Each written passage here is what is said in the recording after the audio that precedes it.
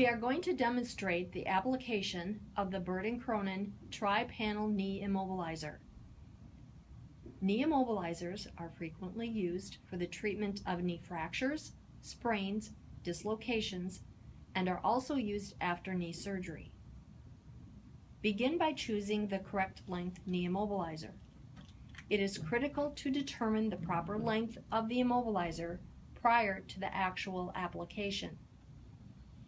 A correctly sized immobilizer fits on the leg 2 inches to 3 inches above the lateral malleolus and 6 inches to 8 inches below the femoral head, or 2 inches below the groin. Remove the knee immobilizer from the package and separate the 3 individual panels, 1 posterior panel and 2 side panels. Place the posterior panel under the knee, making sure the contour stay follows the popliteal area at the back of the knee. Secure the immobilizer with the 2 temporary tabs to hold it in place while applying. Align the first side panel with the lateral side of the leg.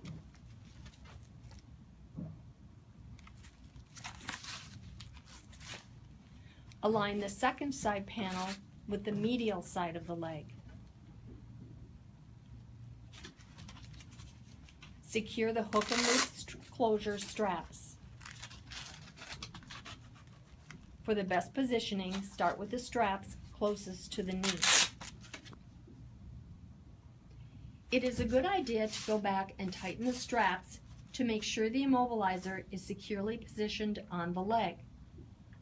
Please note the number of straps vary depending on the length of the immobilizer.